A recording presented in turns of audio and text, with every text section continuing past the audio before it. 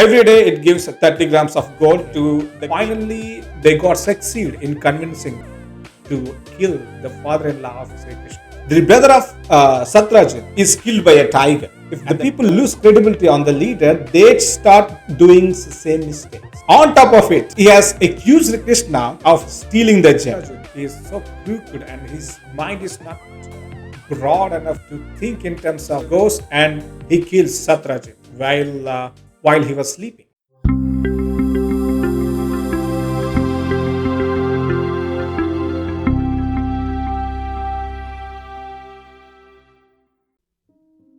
Whether it is a team leader of an organization or a political leader, no matter how great decisions you take for the sake of the team or for the sake of the organization, sometimes that could misfire, that could bring wrong messages to the team. But how to handle such situations? The main question is, should the leader also consider what kind of message will spread into the team by his right decisions, even those are right decisions? How to handle such spreading of miscommunications into the team?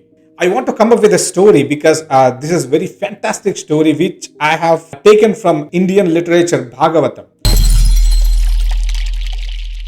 Lord Sri Krishna is the emperor of Dwaraka. In this empire, there are also sub-kingdoms. So, Satyajit is king of a sub-kingdom. Satyajit is excellent devotee of sun god. So he daily worships sun. So once upon a time, so the sun god, he was impressed and he represented himself in front of Satyajit, and he directly gave him a gem. So the specialty of the gem is every day it gives 30 grams of gold to the king Satyajit. So then within the few months, the people became very happy because with the gold that he gets every day, he distributed a wealth to his people. Sooner, this news spread all over the empire, and then Sri Krishna came to know this. As an emperor, Sri Krishna opined that it is a good idea if that gem stays with Sri Krishna instead of with the king Satyajit, because if that stays with Krishna, he can balance the wealth throughout his empire with the help of the gem, with the gold that it creates every day. So with that thought in the mind, he just goes to Satyajit and he asks him to give the gem to him. But Satyajit bluntly says no. Now, as per the law, Sri Krishna has the power to take the gem forcefully.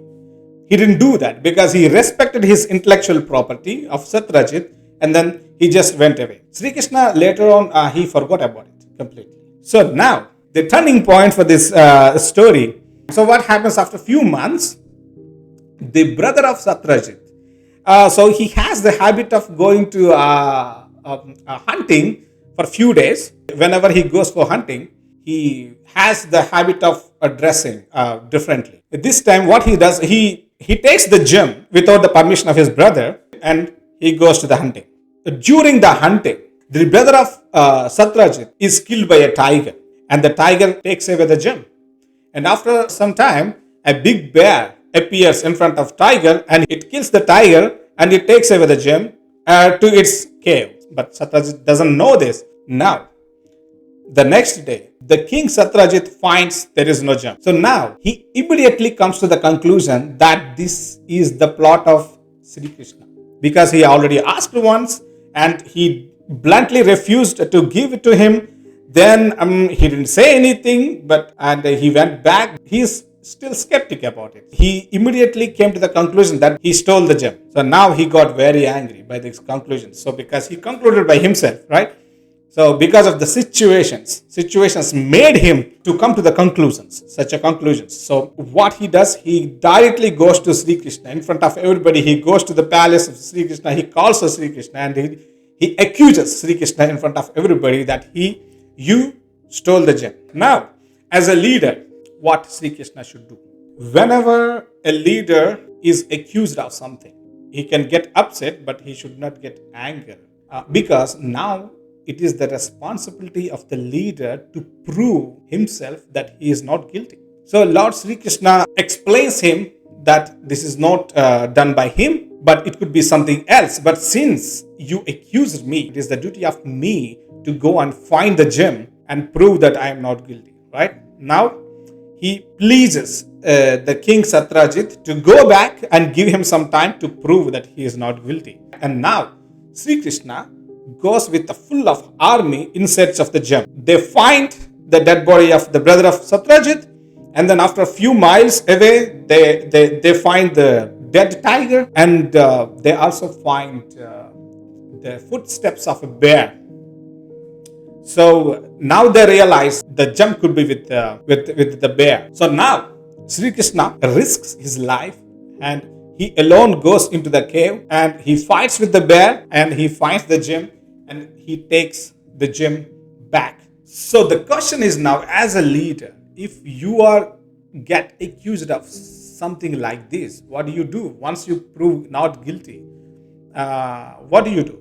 So, but what Krishna has done is very interesting. Krishna can say that, right, now it is not safe with you anymore, but I can keep it with me. But Krishna didn't do that. Instead of that, Krishna invited all the relatives, as many people as possible, and also invited Satrajit. He explained what exactly happened, every step by step, to everybody. And then in front of everybody, he handed over the gem to Satrajit. He could also keep the gem with him, but what happens is, if he keeps the gem with Sri Krishna now, the people think the entire plot was again by Sri Krishna. So that's the reason why Sri Krishna doesn't want to spread such wrong messages to the people. Because so what happens is, people lose credibility on the leader. If the people lose credibility on the leader, they start doing the same mistakes. So as a leader, he should stop happening such things. Now, the story is not finished. Now the burden is on Satrajit, because he accused an emperor in front of everybody. But the emperor risked his life and proved himself not guilty.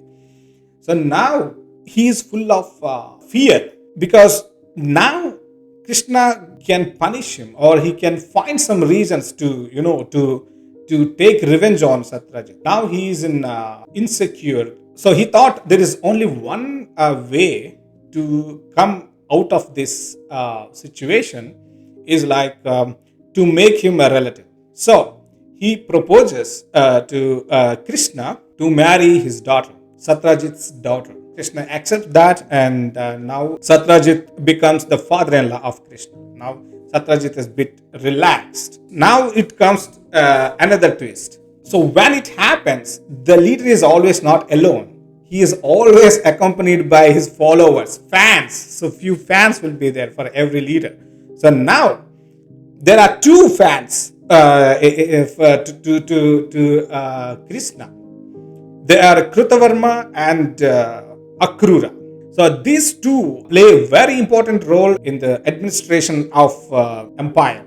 So they two, once evening, they sat together and started drinking. And they started thinking in this way. First of all, when Sri Krishna, our leader Sri Krishna, went himself and he requested to give the gem, Satrajit refused. If Satrajit has really a good intention for the people, if it really helps more people, he should have given to Sri Krishna.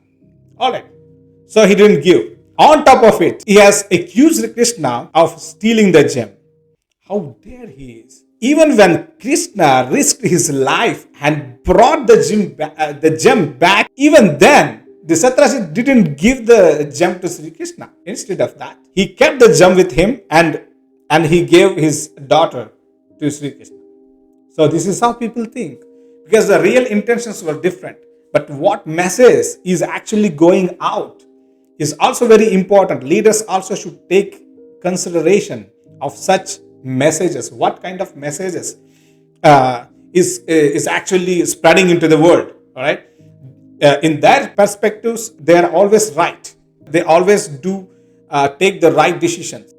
The two followers, Krutavarma and Akrura, so these two guys, both are admirers and followers of Sri Krishna. So they came to the conclusion that the king Satrajit is so crooked and his mind is not broad enough to think in terms of entire empire. So he only wants his gem. He always fond of his gems. So such a king is not eligible to live. From there, they both have directly gone to a serial killer. His name is Setadvana. Now, these two guys started instigating him and started convincing him. Finally, they got succeed in convincing the serial killer to kill the father-in-law of Sri Krishna. So Satadvana, this serial killer, got really angry. He's got motivated and 100% convinced of himself that whatever he is going to do is perfect. So now he kills Satrajit while he was sleeping, and he takes the gem and he gives to one of these two guys. While this is happening, Sri Krishna was not there in his empire. He's out of station. But when Sri Krishna was on the way back, he learns everything what happens. Now, as a leader, what are the steps Sri Krishna takes? Very interesting. Immediately on the way back, he directly goes in search of the serial killer and he kills him. Immediately, the news spreads all over the kingdom that Sri Krishna has killed the Satadvana. And now these two guys were afraid a lot. They came to the conclusion that the Sri Krishna also kills them. So they both fled the empire. Since these two guys are very important administrators of the empire of Sri Krishna, so he announced that he promised that he will not punish them, but they should come back immediately. But then, knowing this news, so they both comes back with a gem. So now, what Sri Krishna should do as a leader? What you would do if you are in the case? So, do you keep the gem with you now because your father-in-law is not there anymore, and now you are the sole proprietor and then protector of the gem? So what exactly has done is like Sri Krishna.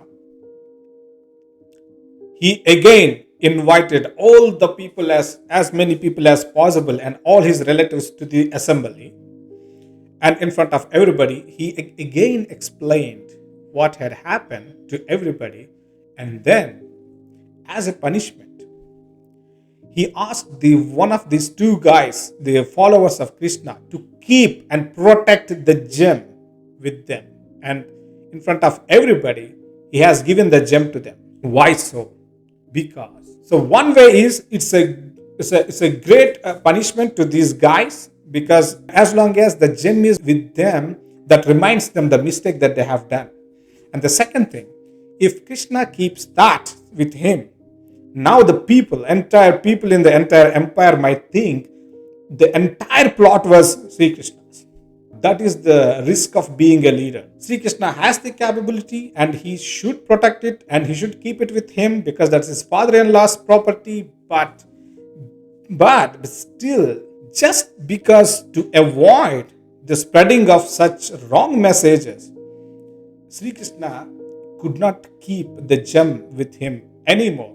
And the toughest job for the leader is like, he neither could keep the gem with him, nor can also leave that to be stolen again from them.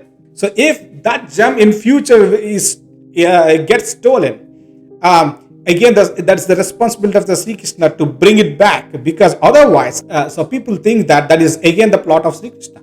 So in one way, he should do always the right things. And the second thing is, he should not allow wrong messages to be spread all over the world. Doing these two things at the same time is really, really tough.